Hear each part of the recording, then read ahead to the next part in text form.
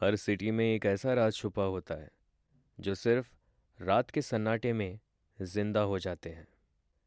ऐसी एक कहानी है मुंबई के एक पुराने बैंक की, Roy and sons cooperative bank, जिसका एक हिस्सा सालों से बंद पड़ा था, खासकर वॉल्ट नंबर 13।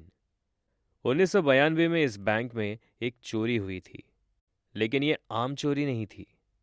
वॉल्ट नंबर 13 को तोड़ने की कोशिश की गई थी, लेकिन चोरों में से एक, रफ़ीक, उसी वॉल्ट के अंदर जिंदा जल गया। उस दिन से उस वॉल्ट को परमानेंटली सील कर दिया गया। लोग कहते हैं कि रफ़ीक ने मौत से पहले कुछ श्राप दिया था, जो भी इस वॉल्ट को खोलने की कोशिश करेगा वो वापस नहीं जाएगा। बैंक चलता रहा, लेकिन वॉल्ट नंबर 13 को लेके अफवाहें बढ़ती गई। कभी किसी को वॉल्ट से आवाज़ें सुनाई देती, तो कभी बैंक के कैमराज में एक परछाई दिखाई देती। सब लोग समझदारी दिखाते हुए उस एरिया से दूर रहते, सब सिवाय एक इंसान के, अर्जुन मेहता। अर्जुन एक एम्बिशियस ब्रांच मैनेजर था।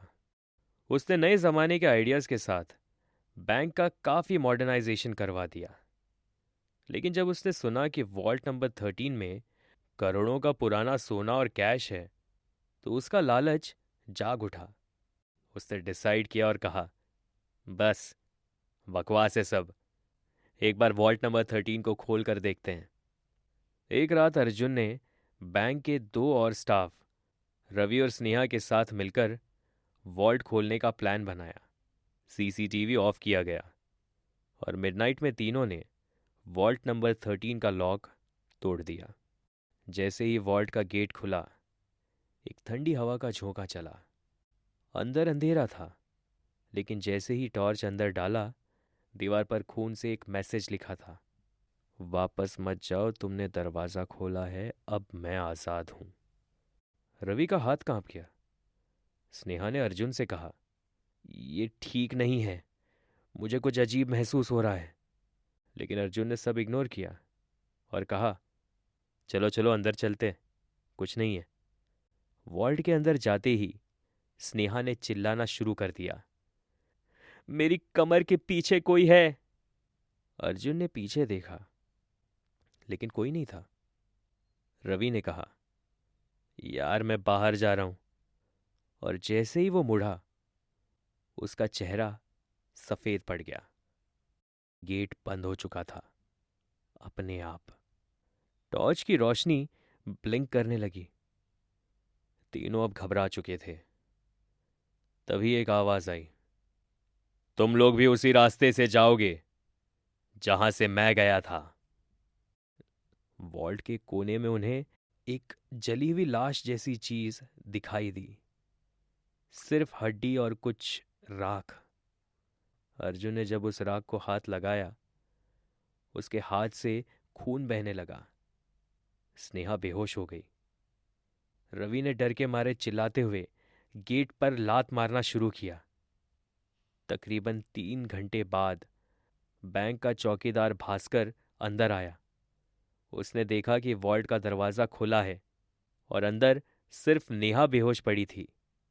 ना अर्जुन था, ना रवि। पुलिस बुलाई गई।